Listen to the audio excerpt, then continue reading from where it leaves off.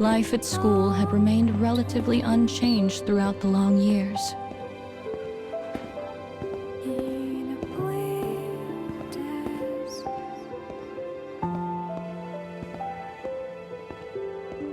The once young girl now grows ever closer to adulthood.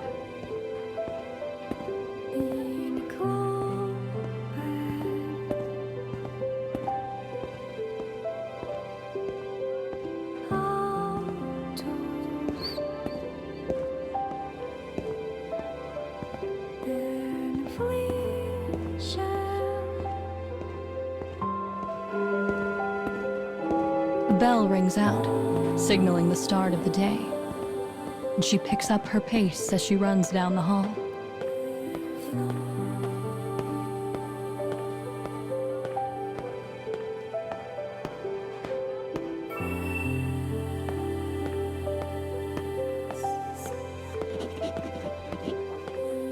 A bespectacled student calls out to her, the same one she attempted to rescue all those long years ago. Though she has matured in many ways, she remains as shy as ever.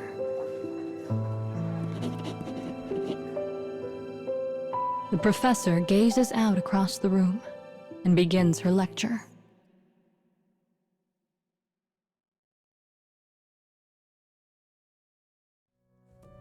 Pledges are a long-held custom for our kind. They allow two who are close to form a pair and pass their magics to each other.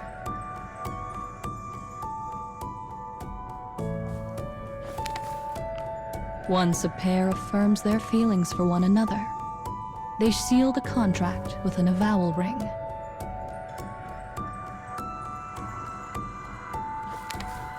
The day of pledging draws near, and you will all be able to participate if you so desire.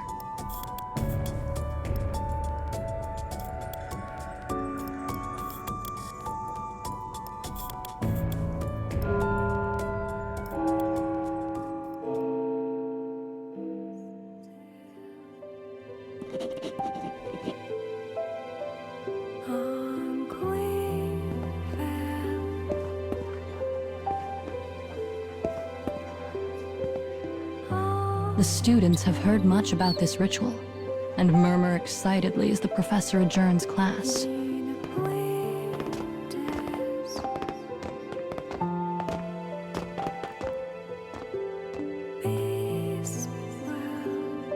A group of boys slowly walk up to the girl with the wavy hair and offer her gifts of adoration.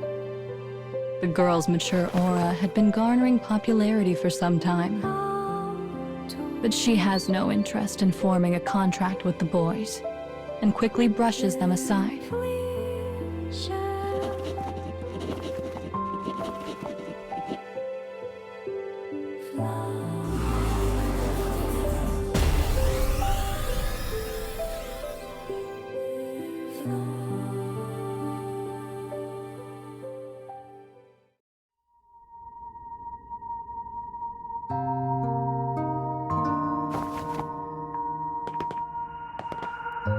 But then, another student walks in to take their place. It is the spiky-haired boy who shared a meal with the two girls when they were younger. That day led to a friendship between the three that only grew stronger as the years went by.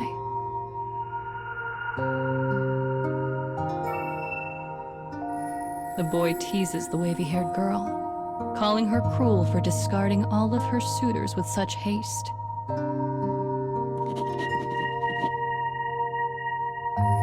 Though playful, she finds his taunts to be irritating. But she knows reacting to them will only make her the subject of further ridicule.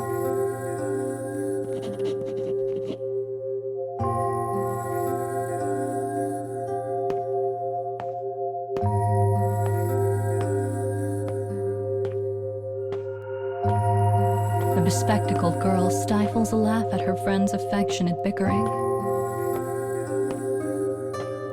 But this sits poorly with the other girl, who whirs around and asks a single question of her friend.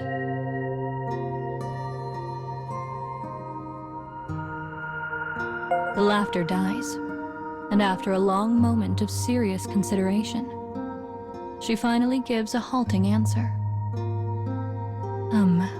I don't know. I guess I haven't really thought about it.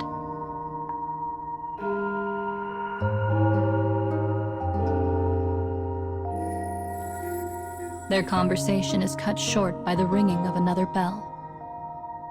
"We're going to be late," says the bespectacled girl as she bolts from the lecture hall.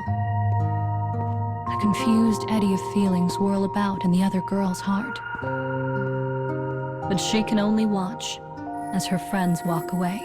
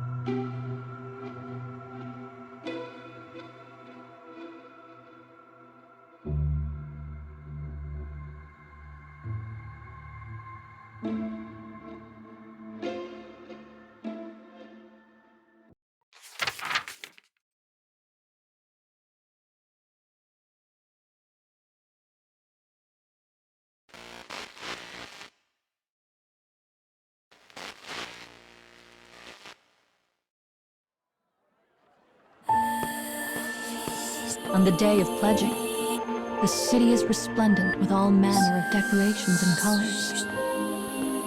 The sight causes the wavy-haired girl to practically bounce up and down with excitement.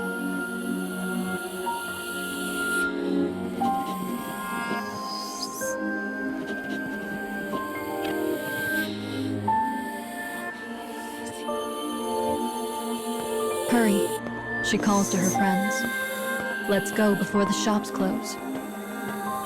Smiling, she leads her friends through the streets.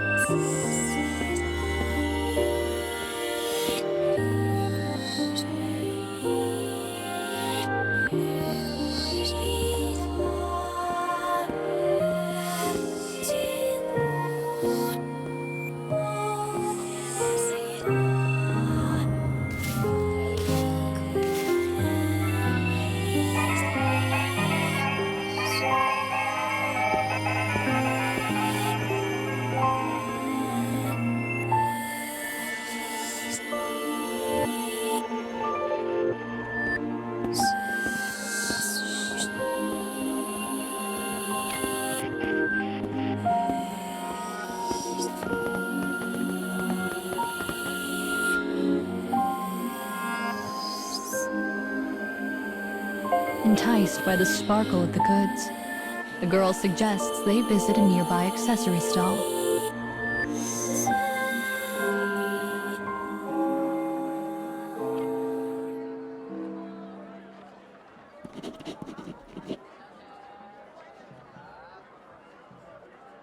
With their bespectacled friend called away, the boy and girl suddenly find themselves alone.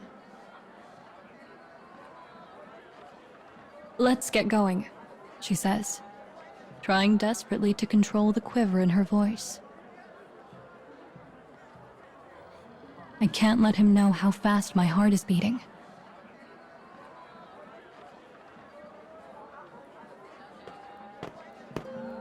Thoughts and emotions swirl inside the girl like a maelstrom.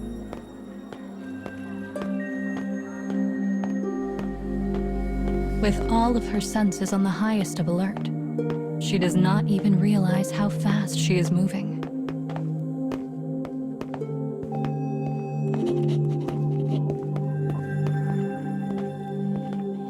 The two finally arrive at the pledging plinth, their figures silhouetted by the setting sun. The girl speaks first.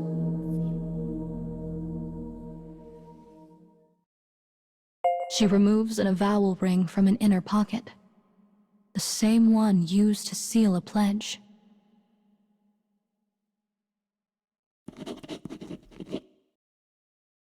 Silence stretches out. A moment, an hour, an age.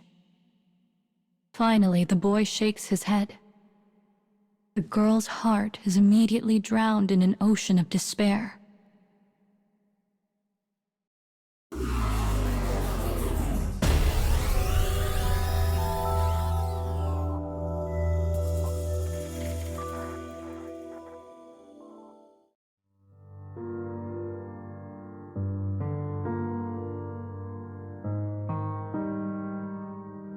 "I'm sorry," he says.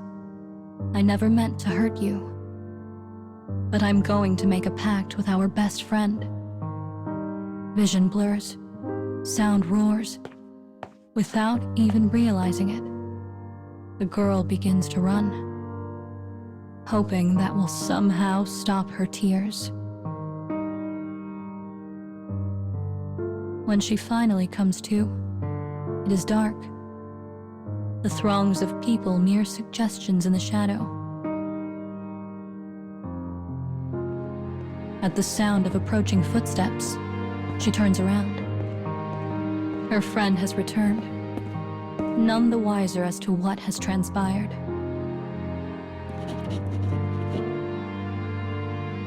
The innocent question pricks at the girl's heart like a thorn.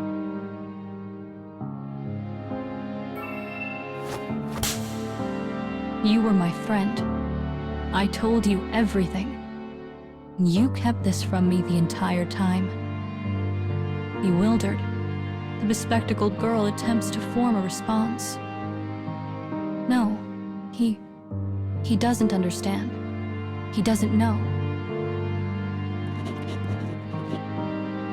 Her lips tremble.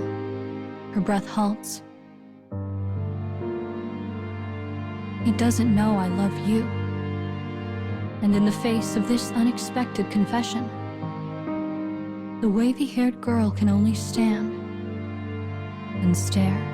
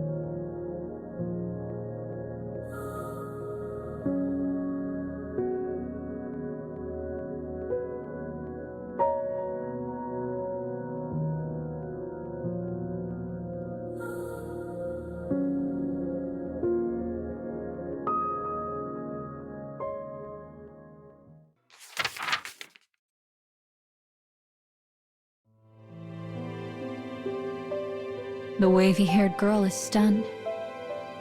She thought her friends were going to betray her by pledging themselves to each other. But instead, her bespectacled friend has confessed feelings for her. I went out with him once because I didn't know how to get out of it, whispers the bespectacled girl. But it was you. It was always you. The wavy-haired girl is confused, bewildered, overwhelmed. All she can think to do is escape. I hate you, she cries as she flees. I wish you would both just disappear forever.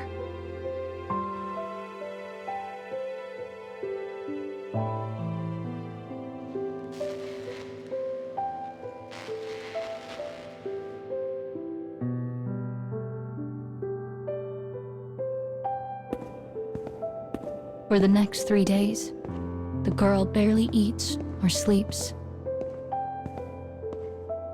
Her heart aches with regret. Regret that she allowed her emotions to run roughshod. Regret at the horrible things she had said. On the day of pledging, the air in the school is heavy and thick.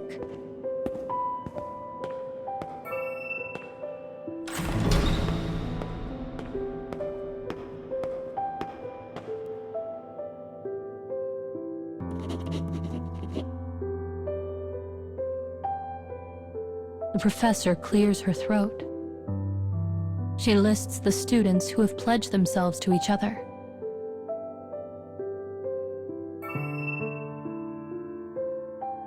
But the girl's friends are nowhere to be found.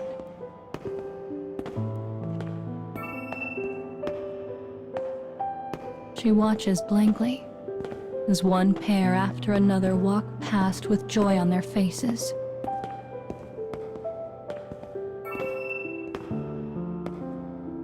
But no matter how much time passes, her friends do not arrive. The professor is clearly troubled by this development. Knowing how close the three are, she asks the girl to search for them. As she runs, the girl comes to a realization.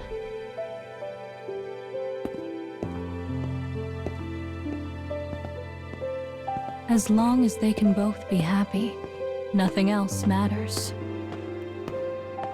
She decides then and there to apologize to her friends and to do all she can to support whatever decision they arrive at. Finally, she comes to a door held fast by a strange magic.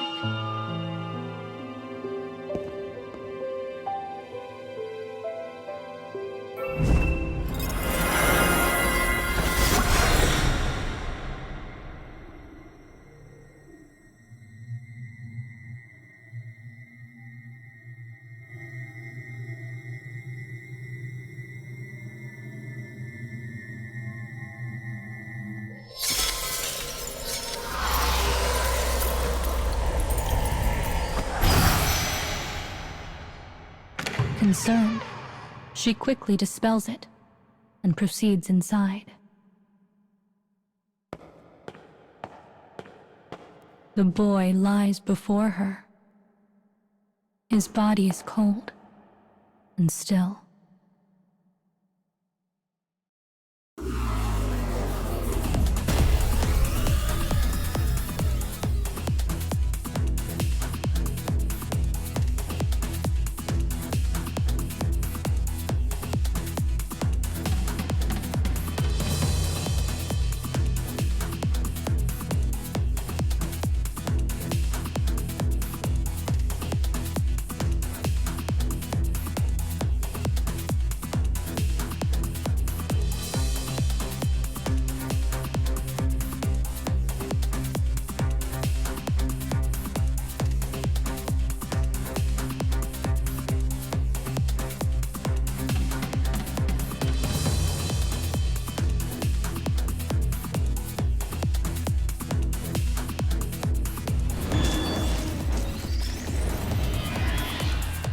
Here I go.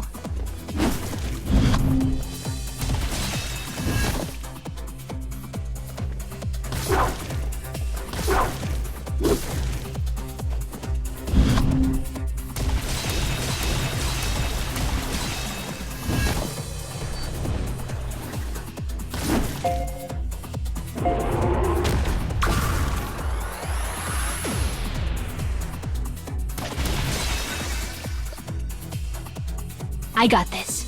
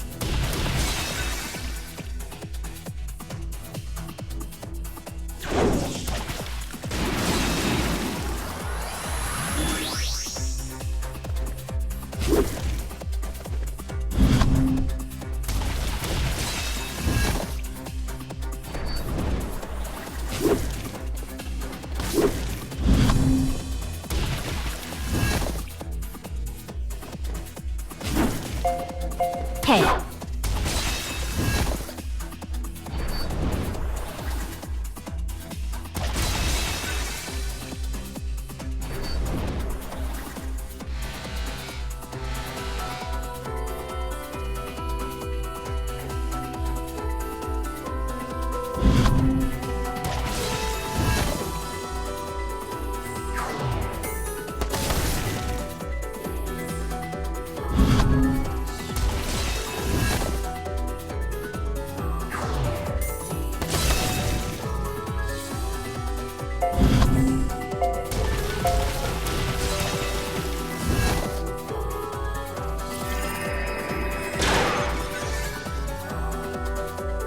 You're okay.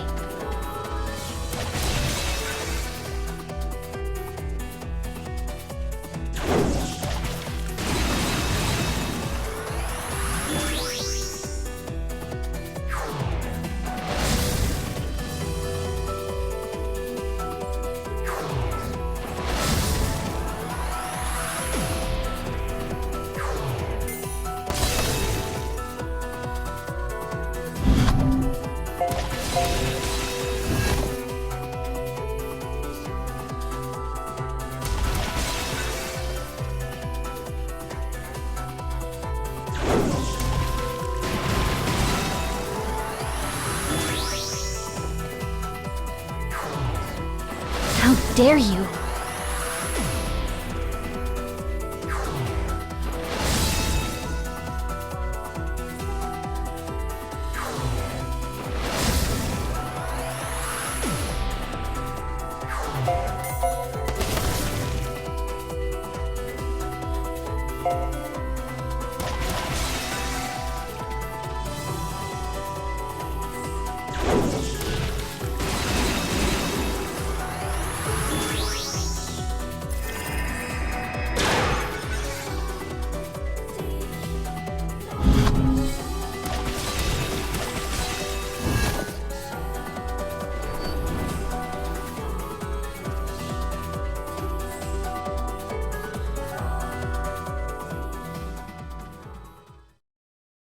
The cause of his death is unknown.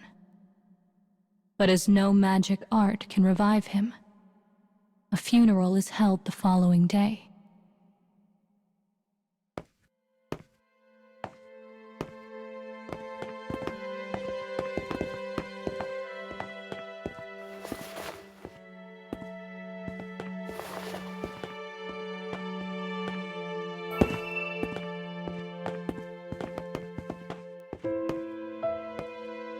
The boy lies in his casket.